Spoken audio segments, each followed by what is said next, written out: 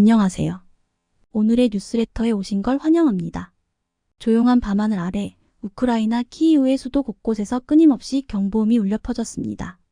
차가운 겨울바람에도 불구하고 시민들의 전투 의지는 조금도 꺾이지 않았습니다. 우크라이나는 어려운 상황에 직면해 있었으며 러시아의 침공 압력 앞에서 점점 무기 공급이 고갈되고 있었습니다. 긴박한 상황을 이해한 우크라이나 정부는 먼 나라 한국에 도움을 요청하기로 결정했습니다. 긴급한 요청이 서울로 전달되었고 발전된 국방산업과 무기 생산 능력을 가진 한국은 필요한 지원을 제공할 수 있었습니다. 긴급 회의실에서 한국의 지도자들이 모였습니다. 그들의 얼굴에는 진지함과 걱정이 가득했습니다. 그들은 자신들의 결정이 한국과 다른 국가들과의 관계뿐만 아니라 역사에도 중대한 영향을 미칠 것임을 알고 있었습니다. 긴장된 논의 끝에 한국은 요청을 수락하고 우크라이나에게 1000만 발의 다양한 포탄을 전달하기 시작하는 과정을 시작했습니다. 무거운 트럭 행렬이 보안 부대의 호위를 받으며 한국의 큰 항구로 향하는 도로를 따라 이동했습니다. 그곳에서 수십 척의 화물선이 대항으로 나아갈 준비를 마쳤습니다. 마치 도전적인 여정이 펼쳐지듯 그들 앞에 바다가 넓게 열렸습니다. 이러한 지원 소식이 퍼지면서 전 세계가 주목했습니다. 일부 국가들은 긴장이 고조되는 것에 대해 우려를 표했으나 다른 많은 국가들의 시민들은 어려움에 처한 국가들 간의 단결과 상호 지원의 정신을 보여주는 것으로 이를 환영했습니다. 알려진 바에 따르면 한국은 현재 약 340만 발의 105포탄과 360만 발의 155포탄을 보유하고 있습니다. 우크라이나는 매일 약 3,000발의 155포탄을 소비합니다.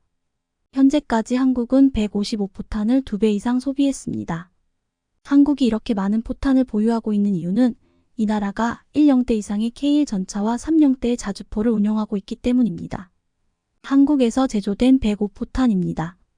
이 중 2개의 날개가 달린 강철 포탑은 세계적인 성능을 자랑합니다. 현재 유럽에서 105 전차포용 관통탄으로 배포되고 있는 것은 독일이 제조한 DM33 모델입니다. 200m 거리에서 그것은 단지 420의 균일 강철을 관통할 수 있습니다. 열악한 상태의 탄피 때문에 그 효과는 더욱 감소하는 것으로 보입니다.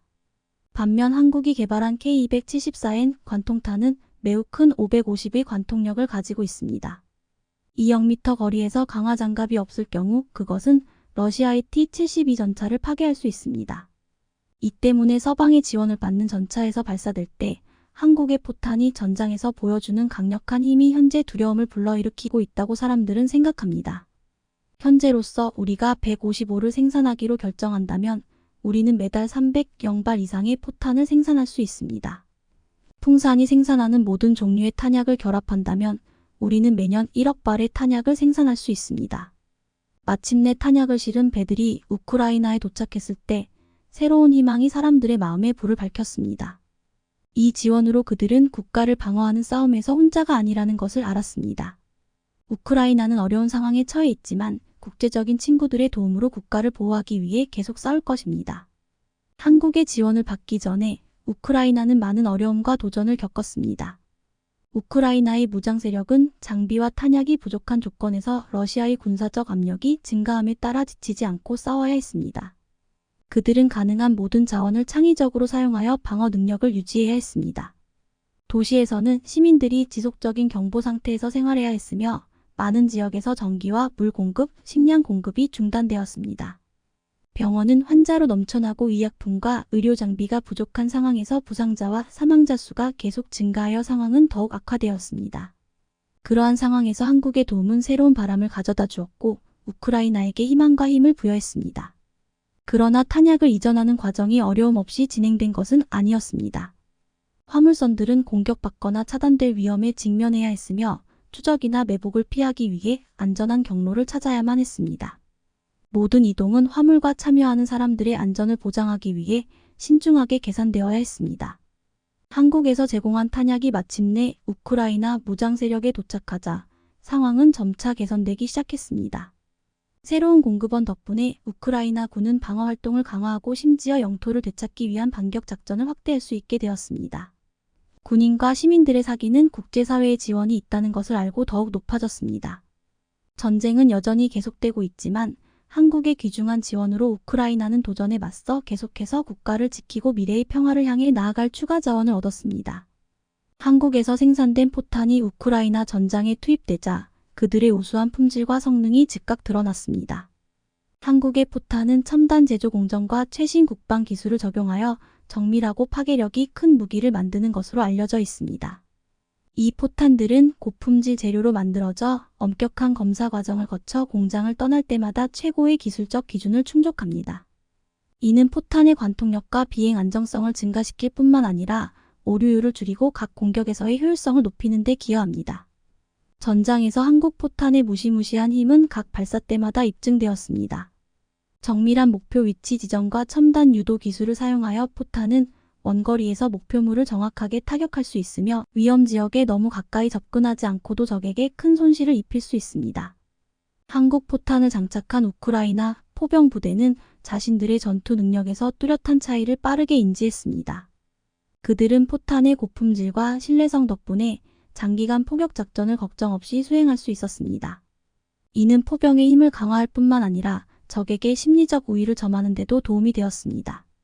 한국 포탄의 품질과 성능에 대한 칭찬은 우크라이나뿐만 아니라 실제 전투 환경에서 그 효과를 목격한 국제 관측자들로부터도 나왔습니다. 한국이 우크라이나에 1천만 발의 포탄을 이전하기로 한 결정이 쉽지 않았다는 것을 알고 있습니다.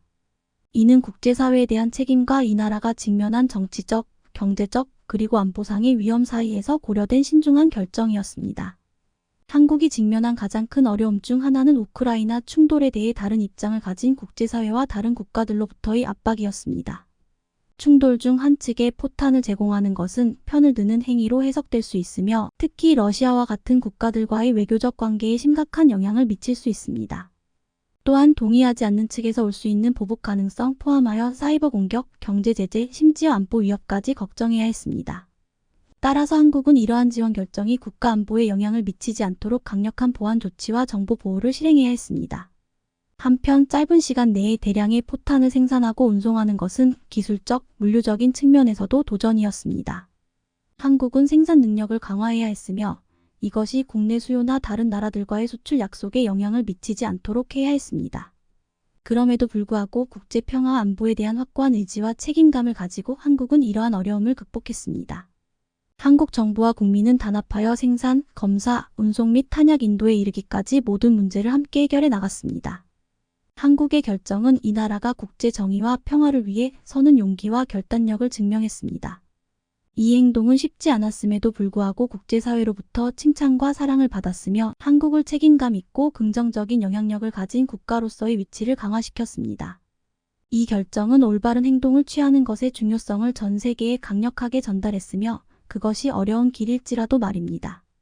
국제 포럼에서 여러 지도자와 전문가들은 한국을 정책 결정뿐만 아니라 복잡한 국제 지원 프로그램을 실행하는 능력에 대해서도 높이 평가했습니다.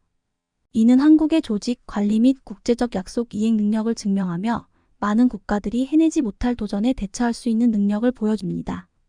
국제사회의 강력한 지지는 한국과 다른 국가들 간의 파트너십과 협력 관계를 촉진했으며 국제적인 발전과 협력을 위한 새로운 기회를 열었습니다. 한국 사람들은 정부에서 일반 시민에 이르기까지 자신들의 역할과 기여에 대해 자부심을 느끼며 그들이 올바른 일을 하여 더 평화로운 세계에 기여했다는 것을 알고 있습니다. 이를 통해 한국은 국제 무대에서 정치적으로 뿐만 아니라 도덕적이고 인권적인 측면에서도 자신의 위치를 확립했으며 전 세계 국가들뿐만 아니라 전 세계 사람들로부터 존경과 사랑을 받고 있습니다. 대한민국 육군 삼포병여단이 강원도 양양에서 239급 다연장 로켓 천무의 해안 실사격 훈련 현장이 최초로 공개됐습니다. 한국판 강철비라 불리는 천무는 사거리 80km, 축구장 3개 넓이 면적을 초토화할 수 있는 육군의 최정예 무기 다연장 로켓입니다. 천무는 육군과 해병대가 운영하는 국산 다연장 로켓포로서 한국이 지난 2009년부터 5년간 1,314억 원을 들여 개발했고 미국이 만든 MLRS 멀터펄 론치 라커 시스템화 대등한 성능을 자랑하는 무기입니다. 천무는 최초의 국산 다연장 로켓포인 구룡보다 사거리를 2배 이상으로 늘려 북한의 장사정포 사정권 밖에서 아군의 피해 없이 공격 원점 및 중심 타격이 가능합니다. 사정거리가 길기 때문에 지상보다는 주로 해상에서 사격 훈련을 진행하고 있는데요. 역으로 생각하면 바다로 침투하는 적의 함정들에게 지옥을 선사해 줄 수 있다는 얘기가 됩니다. 지상과 달리 해상 사격 훈련에는 사실 많은 애로사항이 있습니다. 파고 즉 파도의 높이가 2.1m 이상일 때는 발사된 로켓 포탄의 탄착 지점 확인이 어려워 사격 훈련이 사실상 불가능합니다. 또한 해상 탄착 지점에 포탄이 떨어지는 것을 확인하려면 해군 함정의 레이더가 동원되어야 합니다. 뿐만 아니라 해상의 경우 조류에 의해 표적지가 이동하기 때문에 포탄의 정확도 측정이 어렵다는 것도 문제로 꼽힙니다. 그래서 천무와 비슷한 성능을 자랑하는 미국의 MLRS는 사거리가 짧은 연습용 로켓 포탄을 별도로 만들어 사용하고 있는데요. 천무 역시 연습용 로켓 포탄을 만들 필요가 있다는 게 전문가들의 견해입니다. 현재 천무가 운용하는 탄약은 두 종류로 사거리 36km의 130 로켓 포탄과 80km의 사거리를 자랑하는 239 유도탄이 있는데요. 향후 사거리 45km의 230 로켓 포탄이 추가될 예정입니다. 천무는 이제 완전히 대한민국 영토에 실전 배치되어 있습니다. 백령도에는 신형 국산 대공미사일 천궁, 북공기부양정 킬러인 국산 비공 유도 로켓, 국산 단거리 대공미사일 천마가 배치되어 천무, 천궁, 천마 등 이른바 국산 3천 무기체계가 모두 배치되어 있습니다. 특히 천무의 배치로 백령도에 큰 위협으로 부각되어 온 북항해도 고함포 공기부양정 기지 등 주요 목표물에 대한 정밀 타격 능력을 가질 수 있게 됐습니다. 천무 239 유도 로켓은 GPS-INS 관성항법장치 유도장치가 달려있어 최대 80km 떨어진 표적을 정밀 타격할 수 있고 분산탄을 사용할 경우 300개의 자탄이 공중에서 뿌려져 최대 축구장 약 300 크기의 면적을 초토화할 수 있습니다. 단일 고폭탄두는 관통탄두로 60cm 이상의 콘크리트로 방어된 벙커나 건물 등을 파괴합니다. 시속 80km로 빠르게 작전지에 투입돼 도착 7분 만에 첫 탄을 쓸 수 있는데 사거리 80km 이내면 360도 범위 어디든 대량 타격이 가능합니다. 특히 발사 차량 1문당 12발의 로켓이 탑재되는데 우크라이나전에서 활약하고 있는 미국제 하이마스 다연장 로켓도 70여 km 떨어져 있는 목표물을 정밀 타격하는 유도 로켓을 쓸 수 있지만 발사 차량 1문당 6발만 탑재할 수 있을 뿐입니다. 그런데 천무는 발사 차량 1문당 12발의 로켓이 탑재할 수 있을 정도로 하이마스보다 2배나 강력한 발사 능력을 자랑합니다. 이러니 폴란드가 가만히 둘 리가 없었습니다. 최근에 공개된 2023 한미연합 합동화력훈련장에서 한국 화력 무기시범을 직접 참관한 폴란드의 국방장관은 우리 군이 화력에 대해 인상적이라고 평하면서 특히 천무 다연장 로켓포를 보더니 오 천무라고 한국어로 감탄사를 연발했습니다. 폴란드는 그동안 K808 장갑차와 천궁 2 방공미사일 등에 각별한 관심을 보이며 세부 재원을 묻기도 했는데요. 천무가 강렬한 인상을 남긴 겁니다. 결국 폴란드는 288문이나 되는 천무를 도입하기 위한 계약을 했습니다.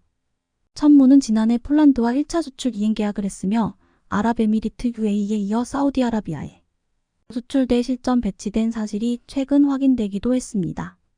그리고 최근 폴란드와 수출 계약이 체결됐던 국산 다연장 로켓 천무는 첫 선적을 마치고 폴란드로 이동 중인 것으로 확인됐습니다. 폴란드 육군형으로 개량된 천무의 폴란드 제식명은 호마르 HOMARK입니다. 마리우시 부아슈차크 폴란드 국방장관은 폴란드산 트럭과 동합된 첫 K239 천무가 이미 폴란드로 이동 중이라며 8월 중순 내로 한국 장비가 폴란드에 올 것이라고 확인해 주었습니다. 지난 10월 폴란드는 천무 구매 계약 218대를 체결했고 올해 천무 18대를 우선 인도받기로 한 상태였습니다. 계약 규모는 약 8조 5천억 원 이상입니다. 한화에어로스페이스가 한국형 다연장 로켓 MLRS K239 천무를 폴란드 옐츠 JLCG 8X8 차량과의 통합 작업을 마치고 폴란드로 인도했는데요. 천무는 8월 폴란드에 도착하게 되는데 아이언 사단으로 불리는 폴란드 육군 제18기계화 사단에 배치될 예정입니다. 폴란드 제18기계화 사단은 벨라루스 브레스트 게이트 인근부터 프레미시우 인근 슬로바키아 국경에 이르는 지역을 담당하고 있으며 이 지역은 특히 우크라이나와의 국경을 포함하는 지역이기 때문에 사실상 한국의 천무가 폴란드의 최전방을 방어하는 중책을 맡게 됩니다. 현재 한국과 폴란드 양국 방산 업체들은 2차 계약 협상을 진행 중입니다. 수출 금융 문제 등 몇 가지 이견을 해결한다면 폴란드가 유럽에서 한국 방산 무기에 중요한 교두보가 되는 것은 기정사실화되어 있습니다. 한 가지 특이사항은 오는 10월 폴란드에서 총선이 예정돼 있다는 점입니다. 따라서 방산업계는 10월 이전에 2차 계약이 체결되지 않으면 상당한 차질이 빚어질 가능성도 있다고 지적하고 있습니다. 그러나 방산 전문가들은 폴란드로의 K방산 수출은 작년에 끝난 게 아니라 이제 본게임 시작으로 볼 수 있다 고 전망합니다. 지금까지 천무의 유일한 경쟁자는 이스라엘의 PULS 다연장 로켓이었습니다. PULS는 원래 이스라엘 군사산업 IMI가 개발한 링스링크스 다연장 로켓 시스템을 기원으로 합니다. 미국의 M142 HIMARS와 한국의 천무보다 다양한 종류의 로켓을 사용할 수 있다는. 그래서 최근 덴마크, 네덜란드 그리고 모로코가 도입했을 정도로 천무의 경쟁자로 유명했습니다. 따라서 이스라엘은 군비 증액에 나선 유럽 국가들에게서 PULS의 추가 수출 기회를 엿보고 있어 한국의 천무와 치열한 경쟁을 벌이고 있었는데요. 하지만 최근 한국 방위산업은 이스라엘마저 완벽하게 제치면서 세계 시장을 호령 중입니다. 지난달 23일 한국은 말레이시아와 국산 경공격기 FA-50의 말레이시아 수출 총 18대 9억 2천만 달러 약 1조 2천억 원 규모로 올해 K방산 대규모 수출로는 첫 사례였습니다. 말레이시아 공군은 앞으로 전투기 18대를 추가 도입할 예정이어서 FA-50 수출 물량은 최대 36대까지 늘어날 것으로 기대되고 있는데요. 지난해 K방산 수출은 173억 달러로 사상 최대를 기록했는데 이 수치는 지난해 이스라엘의 무기 수출액 110억 달러보다도 많은 것입니다. 사실 이스라엘은 국내 생산 무기의 75%를 수출하고 각종 첨단 기술로 세계 방산 시장을 석권해 그동안 K방산의 롤모델이자 넘보기 힘든 넘사벽으로 여겨져 왔는데요. 이제 규모 면에서도 이스라엘을 압도하고 있기 때문에 방산전 분야에서 이스라엘을 앞서는 날이 머지않아 보입니다. 이미 스톡홀름 국제평화연구소 SIPRI가 분석한 2018-2022년 국제 무기 이전 동향에서 한국은 세계 9위에 올라 10위인 이스라엘을 제쳤습니다. 지금까지의 롤모델을 제친 겁니다. 한국이 방산 수출에서 이스라엘을 제친 것은 과거에는 상상하기조차 힘들었던 일생일대의 사건이 벌어진 것인데요. 이제 방산 강국 이스라엘도 넘었으니 다음 목표는 세계 최대 미국 시장에서 돌파구를 여는 일입니다.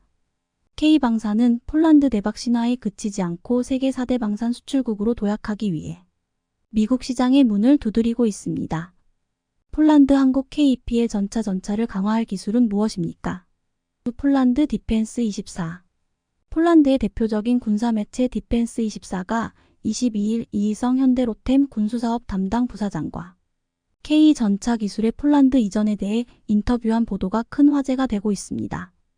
디펜스24는 우크라이나 분쟁에서 탱크의 높은 효용성에 대해 입증되었다며 현대자동차 그룹의 일부인 현대로템과 협력하며 한국에서 구현할 장갑 기술 개발 방향을 제시한다고 했습니다.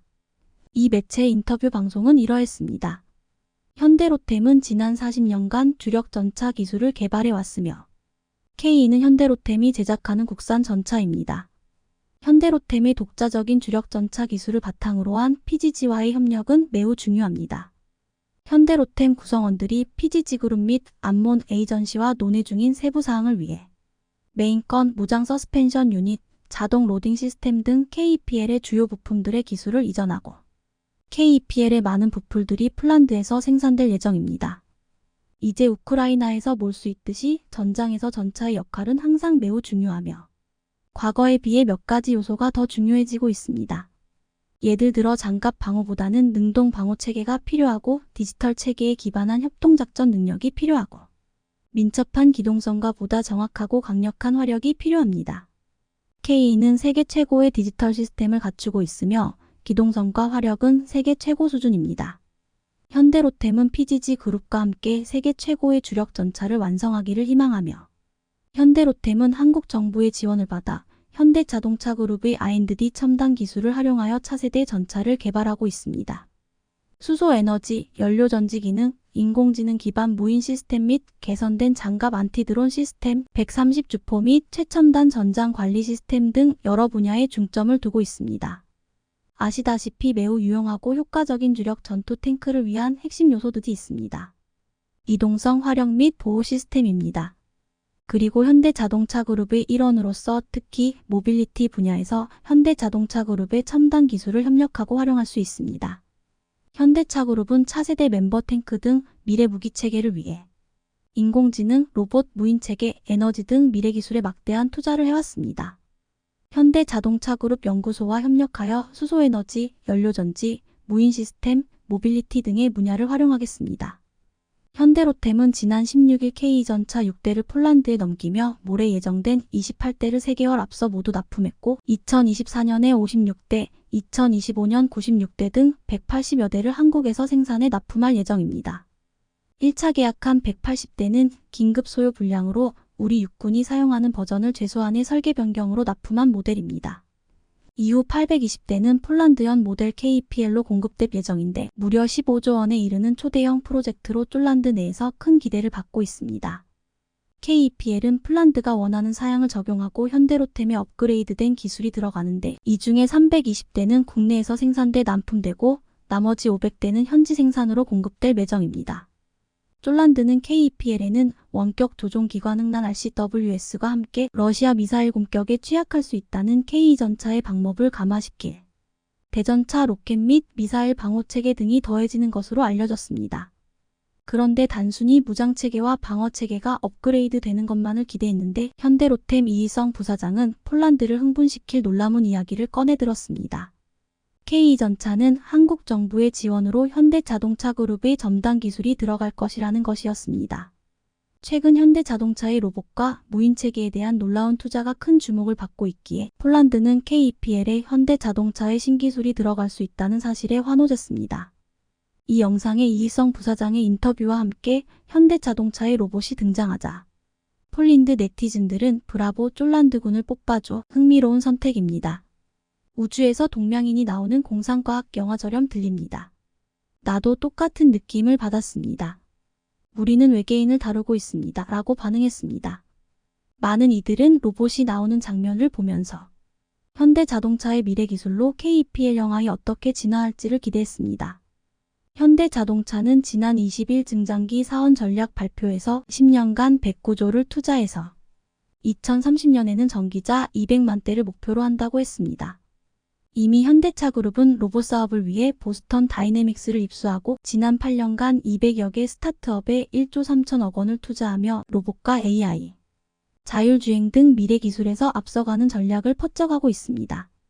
많은 이들은 현대차가 전기차 시장을 선점하고 미래 모빌리티 사업의 주도권을 잡으려 한다고 했는데 여기에 더해 이러한 기술을 통해서 미래 첨단 무기까지 만든다는 숨겨진 전략이 있었습니다.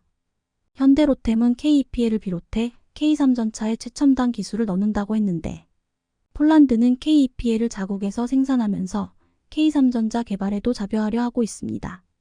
일각에서는 폴란드가 K전차를 대거 구입한 이유 중 하나는 가장 훌륭하고 가장 빨리 나올 것이라 예상되는 K3전자 때문일 것이라고도 했습니다. K3전차에는 고출력 레이저 대포와 드론까지 탑재되어 주변 정찰 및 미사일 공격을 지원하고 스텔스로 변신해서 적의 레이더에도 탐지가 안 되도록 설계가 가능하다고 했습니다. 일각에서는 K3전차가 실전 배치되면 전차 강국 미국, 독일, 러시아를 뛰어넘는 최강 전자 강국이 된다고 했습니다. 특히 K3전차에 결합되어 운용되는 현대로템의 미래 무기에 폴란드는 주목하고 있는데 그rum에 가장 놀랍다고 하는 것이 바로 고기동 트랜스포머 로봇입니다. 이 로봇은 도로에선 4개의 바퀴로 달리다가 헐짐에서는 2발로 이동하는데 양쪽에 기관춤과 소구경 로켓포가 장착되어 놀라운 기동력과 공격력을 가진다고 했습니다. 감철로 되어 있어 웬만한 소총에 끄떡없는데 미사일이나 RPG-7 같은 대전차 무기를 맞춰야 파괴할 수 있습니다. 하지만 전치나 장갑차보다 굉장히 작아서 명중시키기가 어렵다고 했습니다.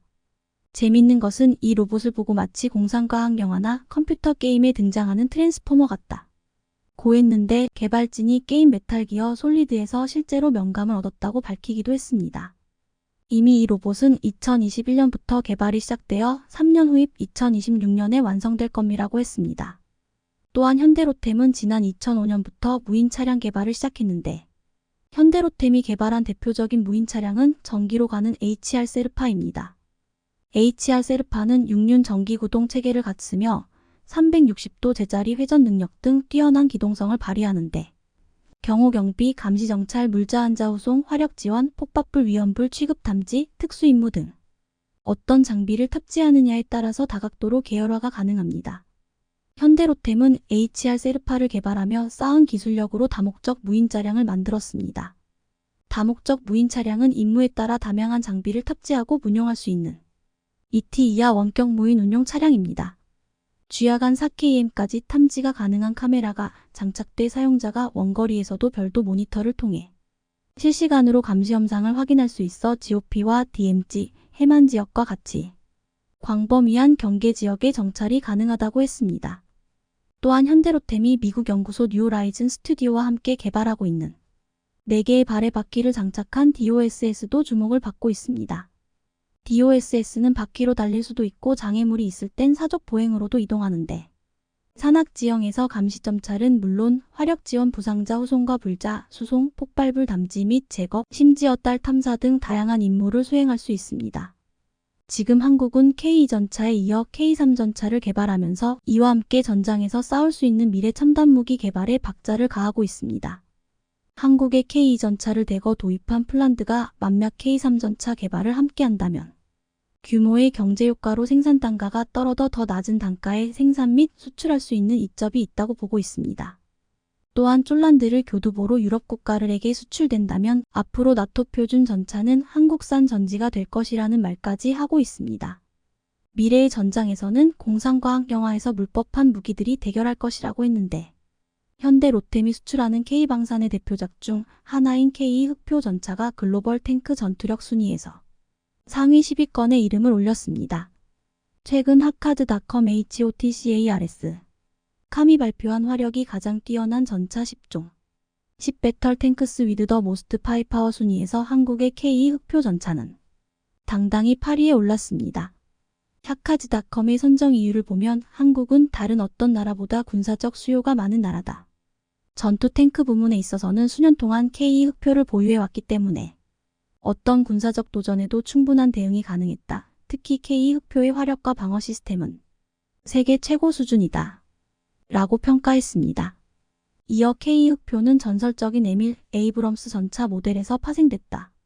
에밀 에이브럼스 전차는 미국 전차의 자부심이자 역사상 가장 뛰어난 전차 중 하나라고 설명하면서 다음과 같이 덧붙였습니다. K 흑표 전차는 분당 열발을 3분 동안 쉬지 않고 발사할 수 있는 현대 WIA 120-55구경 연구포를 장착하고 있다. 또한 장갑차와 헬기를 쉽게 처리할 수 있는 화학 에너지탄을 사용하고 있다. 또한 K 흑표는 전투 관리 시스템을 가지고 있어서 아군 전차와 상태를 공유할 수 있다. 메시지만 보내면 언제든 지원을 받을 수 있다. 특히 분당 열발을 3분 동안 쉬지 않고 발사할 수 있는 연사력은 얼마 전 있었던 폴란드 대통령 앞에서의 첫 실전 사격에서도 유감없이 발휘됐습니다. K 전차는 현대 WIA 120-55구경 연구포를 장착하고 있고 12.7K6 기관총과 7.62 통축 기관총도 탑재되어 있습니다. K 흑표는 지난 1995년 개발이 시작돼 2014년부터 우리 군에 실전 배치됐고 지난해 12월에 폴란드 수출이 결정돼 1차 수출 규모는 약 180대 약 3조 5천억 원에 이릅니다. 현대로템은 오는 2025년까지 1차 공급을 마친 후 폴란드형 K 전차인 KPL 800여 대 추가 공급할 계획인데요. 지난 3월 K 전차에 대한 실사격 훈련은 폴란드 동북부 오르지스 훈련장에서 열렸습니다. 폴란드는 한국의 K9 자주포 1차 물량이 현지에 도착했을 때에도 이례적으로 고위 정치권 인사들이 K9 자주포를 실은 선박이 도착한 부두까지 마중을 나와 환영 행사를 열 정도로 한국에서 온 신형 무기들에 대해 각별한 관심을 보였는데요. 이날은 안제이 두다 폴란드 대통령이 직접 참관해 K 전차의 실사격 훈련을 지켜봤습니다. 폴란드군은 4대의 K 전차를 투입해 1.2km, 2.7km에 떨어진 다양한 표적 대부분을 명중시켰는데요. 특히 2.5km와 2.7km 장거리 표적을 명중시키자 찬사가 터져나왔습니다. 이번 사격에는 지난해 우리나라에서 6주간 교육을 받고 귀국한 폴란드군 요원들이 투입됐습니다. 두다 대통령은 이날 마리우시 부아슈차크 폴란드 부총리 겸 국방장관과 함께 사격장을 찾았고 부아슈차크 장관과 함께 K 전차 위에 직접 올라 16기갑사단 참모로부터 직접 사격 관련 브리핑을 받고 실사격 훈련 과정을 참관했습니다. 사실 이날 행사에 두다 대통령 참석은 예정돼 있지 않았습니다. 그런데 대통령의 참석이 갑작스럽게 결정되면서 행사 비중이 커졌지만 K전차의 위력은 문제없이 발휘되었습니다. 폴란드 두다 대통령은 이날 K전차와 K9 자주포를 배경으로 찍은 자신의 사진까지 트위터에 올리며 2025만 2039년 폴란드군의 주요 개발 방향과 국가방어정책 결의안에 서명했다고 밝혀 한국 방산에 대한 큰 관심을 표했습니다. 앞서 두다 대통령은 지난해 12월 K전차 10대와 K9 자주포 24문 등 초도 물량이 도착했을 때 수도 바르샤바에서 차량으로 4시간 걸리는 폴란드 북부 그디니아 해군기지까지 직접 달려가 환영 행사를 열었는데요. 전력화 행사가 아닌 해외 무기 초도분 도입 행사에 군 통수권자까지 참석한 것은 세계적으로 유례를 찾기 힘든 일이었습니다. 러시아의 우크라이나 침공 이후 폴란드가 느끼는 위기감과 한국산 무기에 대한 기대감이 그만큼 컸다는 이야기입니다. 당시 두다 대통령은 현대식 장비를 갖춘 군만이 러시아 제국의 야망과 잔인함을 막을 수 있다. 러시아의 침공과 우크라이나 전쟁 국면에서 한국 무기의 신속한 인도는 매우 중요하다고 강조했습니다. 그리고 이날 폴란드에서 K전차의 실사격이 이뤄진 뒤 K전차 제조업체인 현대로템과 폴란드 최대 국영 방산업체 PGG, WGM 등 3사는 컨소시엄 구성에 합의하는 계약서에 서명했습니다. 이를 컨소시엄 3사는 폴란드 국방부와 2차 사업계약 협상을 하게 되는데요. 폴란드군이 도입할 K전차는 총 1000대에 달합니다.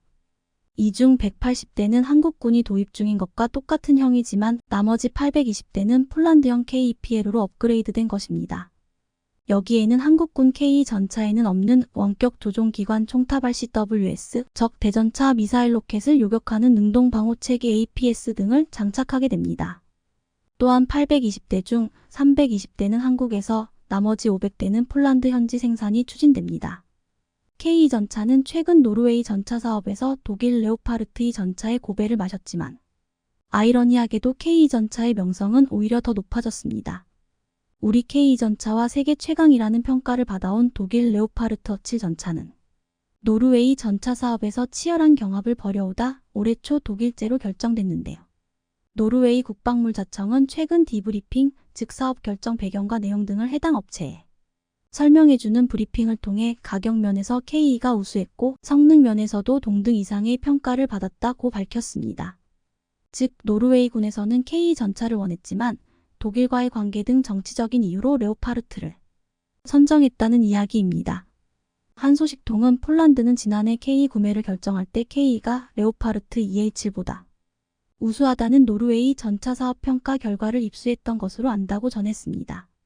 즉 노르웨이의 분석을 보고 폴란드는 K를 서둘러 도입했던 것입니다. 우크라이나전을 통해 전차의 중요성이 세산 부각되면서 평원지대가 많은 폴란드는 전차 장갑차 등 기갑부대 전력 증강에 박차를 가하고 있는데요. 동유럽 국가들은 과거에 사용했던 러시아 무기를 더 이상 사용하기 어렵게 되면서 미국을 포함한 서방 국가의 무기들로 전환하는 추세입니다. 폴란드 역시 전차 사업에서 당초 미국제 에미레이나 독일제 레오파르트 2 전차 도입을 적극 검토했지만 성능 가격은 물론이며 빠른 납품까지 가능하다는 강력한 장점을 앞세운 한국의 K 전차 대량 구매로 결정하게 된 것입니다. 폴란드가 도입할 미국 에미레이 전차는 240대로 우리 K 전차의 4분의 1 수준입니다.